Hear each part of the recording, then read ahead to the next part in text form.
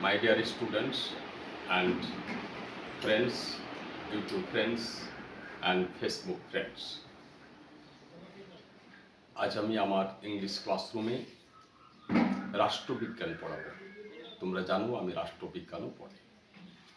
তার আগে বলছি আমাকে অবশ্যই আমার এই ইউটিউবটাকে সমৃদ্ধ করার জন্য ভালো লাগলে লাইক করবে, যুক্তিসঙ্গত কমেন্ট করবে, আমার ভিডিও অন্যের সাথে শেয়ার করবে এবং সাবস্ক্রাইব করবে। প্লিজ প্লিজ প্লিজ করবে, অবশ্যই করবে। আজ আমি রাষ্ট্রবিজ্ঞান ক্লাস 11-এর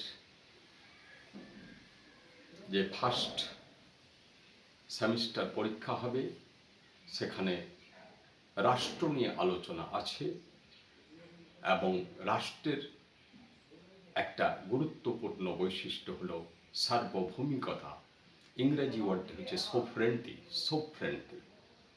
রাষ্ট্রের যে কয়েকটি বৈশিষ্ট্য আছে, যেমন একটা নির্দিষ্ট জনসংখ্যা, একটা নির্দিষ্ট ভূখণ্ড, একটা সরকার এবং সার্বভৌমিকতা, বেশ কয়েকটা বৈশিষ্ট্যের মধ্যে সার্বভৌমিকতা খুব যুক্তিসঙ্গত এবং শক্তিশালী বৈশিষ্ট্য। এই সার্বভৌমিকতা না থাকলে রাষ্ট্র বলে প্রতিপন্ন হওয়া যায় না।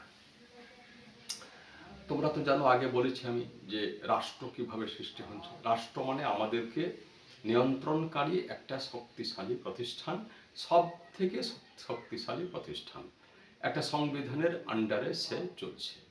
আমাদের দেশে বা বিভিন্ন দেশে যে আইন পাস হয় সেটা সংবিধানের আন্ডারে থাকে।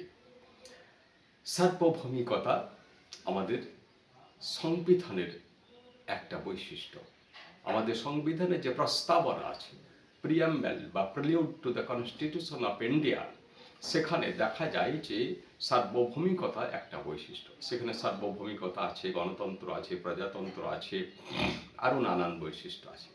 আজ আমি সার্বভৌমিকতা নিয়ে সংক্ষিপ্ত আলোচনা করছি। সার্বভৌমিকতা রাষ্ট্রের একটা গুরুত্বপূর্ণ বৈশিষ্ট্য। সার্বভৌমিকতা ছাড়া রাষ্ট্র টিকতে পারে না। সার্বভৌমিকতা মানে হচ্ছে, আক্ষরিক মানে হচ্ছে চরম শক্তি, the absolute power, the ultimate power. সার্বভৌমিকতা মানে যার চরম শক্তি আছে, অর্থাৎ যার উপরে আর কিছু বলার নাই, তাকে বলা হয় সার্বভৌম বা সোভরেন। অনেক দেখবে খুব বড় কবি, তাকে বলা হয় সার্বভৌম কবি বা কবি সার্বভৌম, অর্থাৎ তার থেকে বড় আর কেউ নাই। এই সার্বভৌমিকতার দুটি অংশ, একটা বাহ্যিক, একটা অভ্যন্তরীণ। বাহ্যিক সার্বভৌমিকতা মানে হচ্ছে সেই রাষ্ট্র বাহ্যিক দিক থেকে অন্য কোনো রাষ্ট্রের দ্বারা নিয়ন্ত্রিত হবে না, অন্য কোনো রাষ্ট্র তার কার্যকলাপে হস্তক্ষেপ করতে পারবে না।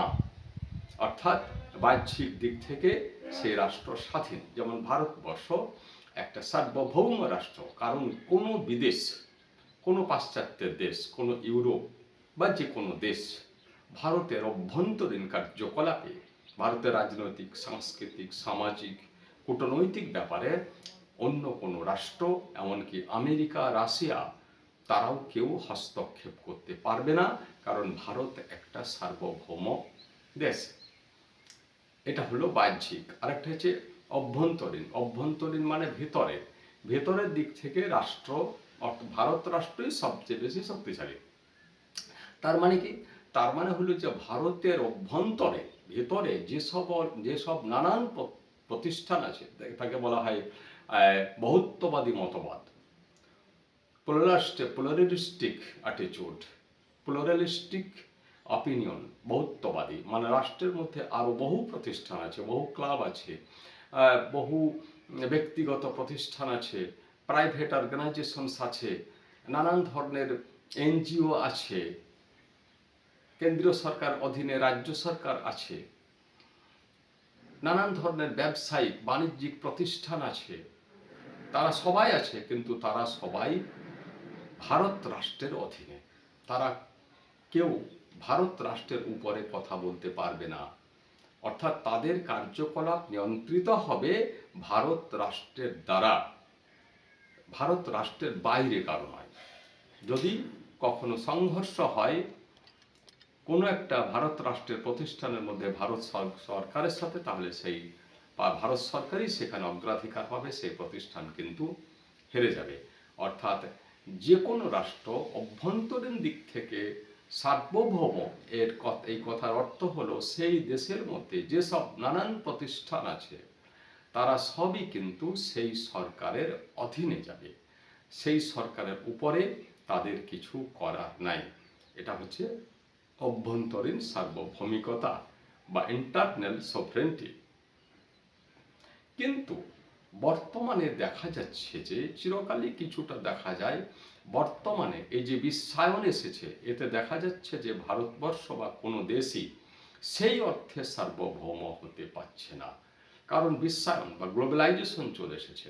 গ্লোবালাইজেশন মানে প্রত্যেকটা দেশ প্রত্যেকটা দেশের উপর নির্ভরশীল।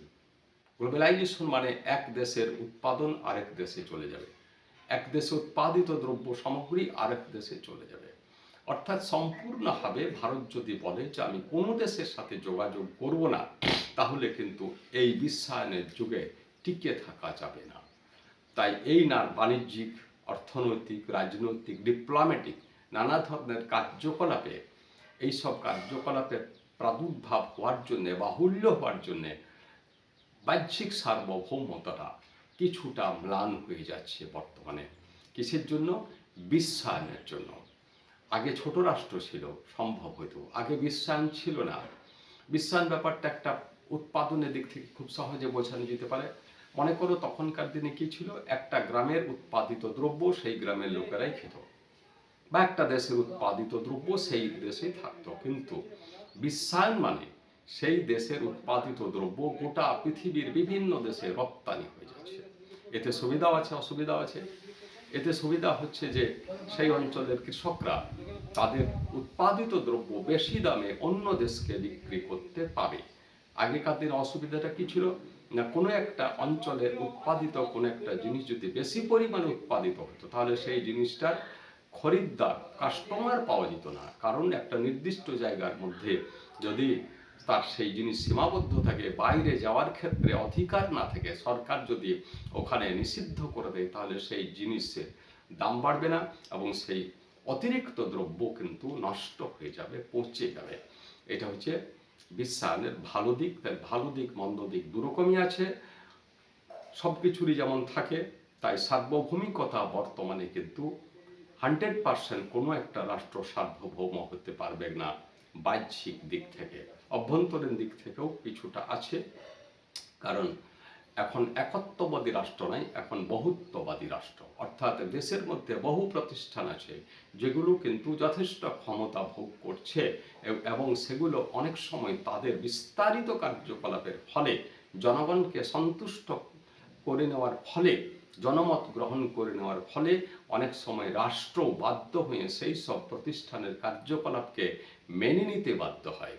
তাহলে এখানে কিছুটা অভ্যন্তরীণ সার্বভৌমিকতা কিছুটা ম্লান হয়ে যাচ্ছে।